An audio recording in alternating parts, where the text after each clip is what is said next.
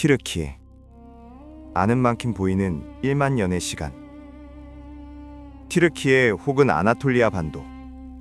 이곳은 단순한 여행지가 아니라 수만 년 문명이 겹겹이 쌓인 거대한 지층입니다. 많은 이들이 화려한 풍경을 보러 오지만 그 이면의 역사를 읽어낼 때 여행의 진짜 가치가 드러납니다. 이곳은 아는 만큼 보이는 땅입니다. 발밑에 밟히는 무심한 돌멩이가 2000년 전 로마의 가도였음을, 고개를 들어 마주한 돔이 비잔틴의 영광과 눈물이었음을 알게 될 때 우리의 여행은 비로소 완성됩니다. 본격적인 여정을 떠나기 전 이 땅의 주인이 바뀌어온 9개의 결정적 장면을 마주하려 합니다. 인류 문명의 첫 새벽부터 현대 공화국의 탄생까지.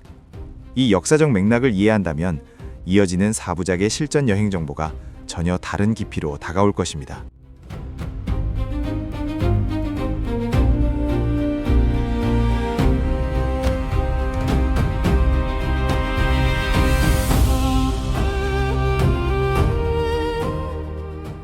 인류 문명의 새벽, 괴베클리 테페와 차탈헤이위크.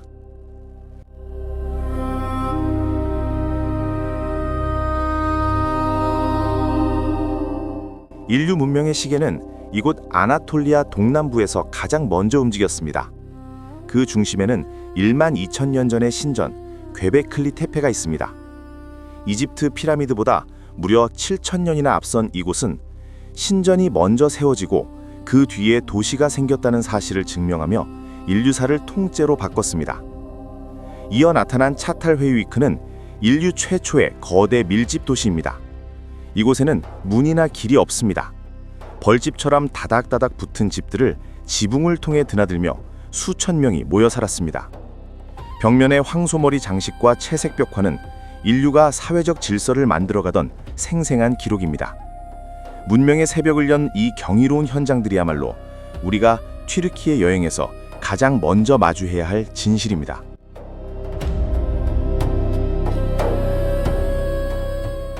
전설이 현실이 되다. 트로이, 신화에서 역사로.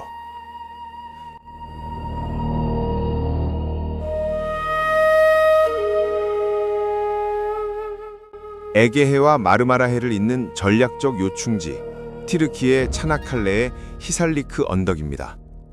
이곳은 오랫동안 신화 속 가상의 도시로만 여겨졌습니다. 호메로스의 서사시 일리아스가 노래한 트로이 전쟁, 헬레네를 둘러싼 10년의 사투와 목마의 전설은 수세기 동안 문학적 상상력으로 치부되었습니다. 그러나 19세기 독일의 하인리히 슐리만이 이 땅을 발굴하며 역사는 뒤바뀝니다. 땅속에서는 청동기 시대의 거대한 성벽과 생활 흔적이 고스란히 드러났습니다. 발굴 결과 트로이는 단일 도시가 아니었습니다.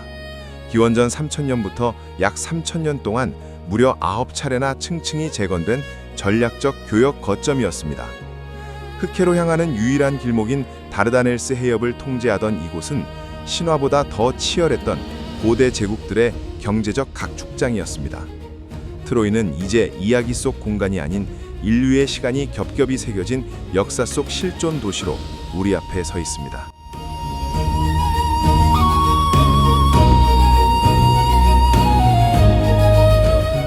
절기 문명을 연 제국, 히타이트.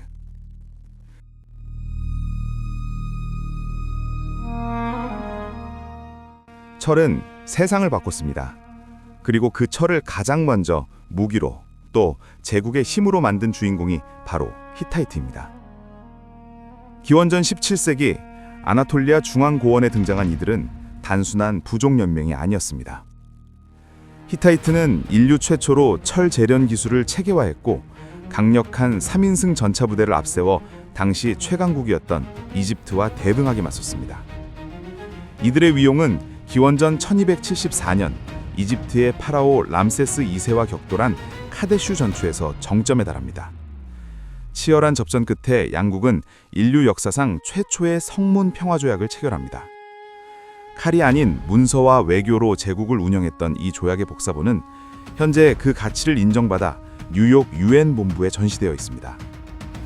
우리가 흔히 튀르키예의 역사를 로마에서 시작된다고 생각하기 쉽지만 사실 로마보다 1000년 앞서 이 땅을 강대국의 중심으로 끌어올린 것은 히타이트였습니다. 철기 문명의 문을 연 이들의 발자취를 따라가는 것, 그것이 바로 티르키의 역사의 심장부로 들어가는 첫걸음입니다.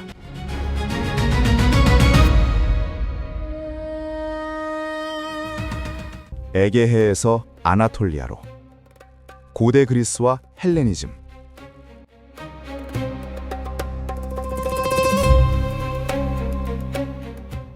문명의 무대는 다시 바다로 향합니다.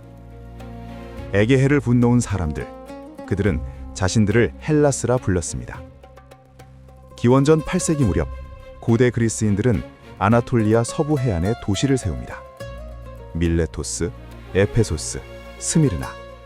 이곳은 단순한 식민지가 아니었습니다. 철학과 과학, 민주적 도시 문화가 싹튼 공간이었습니다. 특히 탈레스가 발동한 밀레토스는 자연을 신화가 아닌 이성으로 설명하려 했던 사유의 출발점이었습니다. 그리고 기원전 4세기 마케도니아의 젊은 왕 알렉산드로스 3세가 이 땅을 지나갑니다. 그의 정복이고 그리스 문화는 동방과 결합합니다. 이 시기를 우리는 헬레니즘이라 부릅니다. 그리스의 언어, 건축, 예술은 페르시아와 이집트, 그리고 아나톨리아의 전통과 섞이며 새로운 세계를 만들어냅니다. 거대한 극장과 신전, 도시 중심의 아고라, 대리석 기둥이 늘어선 거리. 이제 아나톨리아는 동쪽과 서쪽을 잇는 변방이 아니라 문명이 융합되는 실험장이 됩니다.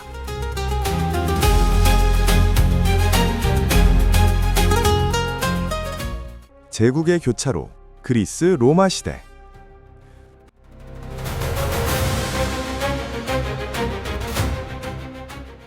기원전 133년 페르가몬의 왕 아탈로스 3세가 자신의 왕국을 로마에 기증하면서 아나톨리아의 로마 시대가 시작됩니다.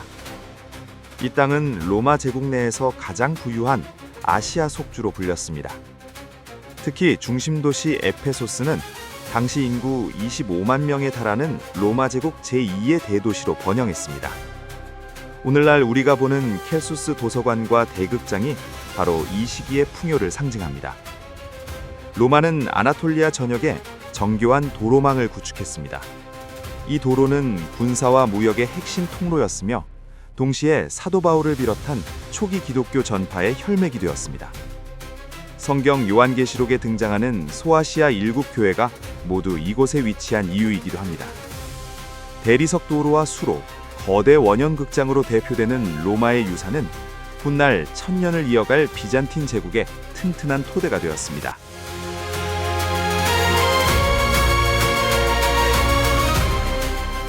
천년의 성벽, 비잔틴 제국.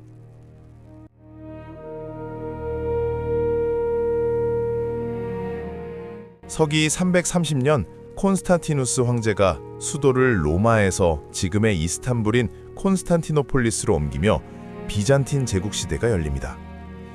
이 제국은 1453년까지 약 1100년 동안 지속된 동방의 로마였습니다. 비잔틴의 중심은 정교회 기독교 신앙이었습니다. 6세기에 세워진 아야소피아는 비잔틴 건축의 정수로 이후 1000년간 세계 최대 규모의 성당 자리를 지켰습니다. 제국을 1000년간 버티게 한 힘은 철옹성 같은 테오도시우스 성벽이었습니다. 삼중 구조의 이 육지 성벽은 수많은 외침을 막아내며 유럽 문명을 지키는 방패 역할을 했습니다. 비잔틴이 끝까지 보존한 고대 그리스의 지식은 훗날 유럽 르네상스의 소중한 밑거름이 됩니다.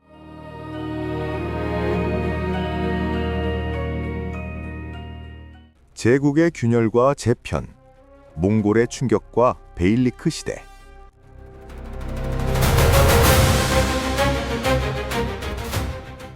(13세기) 중반 아나톨리아의 질서는 몽골의 침공으로 송두리째 뒤흔들립니다. 1243년 쾌세다흐 전투에서 몽골군이 룸셀주크 술탄국을 격파하면서 아나톨리아는 몽골의 일칸국 세력권에 들어갑니다. 중앙 집권 체제가 무너진 자리에는 베일리크라 불리는 수많은 투르크계 소국들이 생겨나 각축전을 벌였습니다. 이 시기는 극심한 혼란기였으나 역설적으로 새로운 역사가 태동하는 기점이 되었습니다.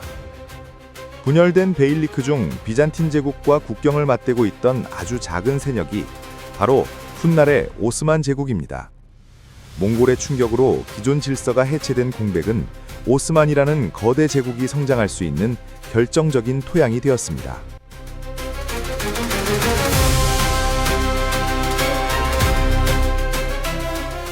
새 대륙을 잇는 초강대국, 오스만 제국.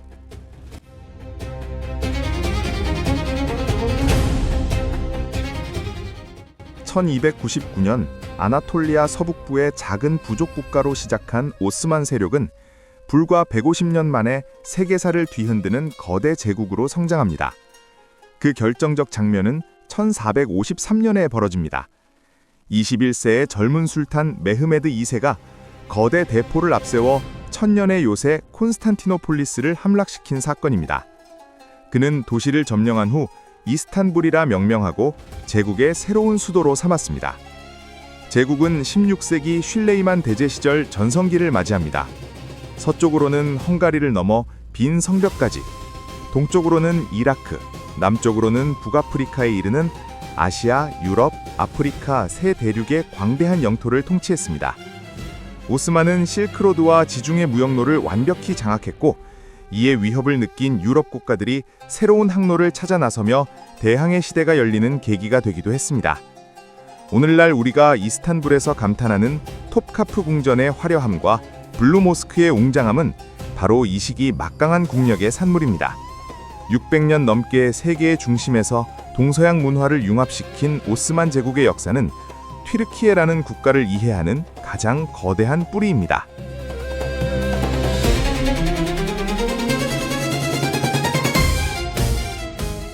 제국의 종은 공화국의 탄생, 현대 튀르키예.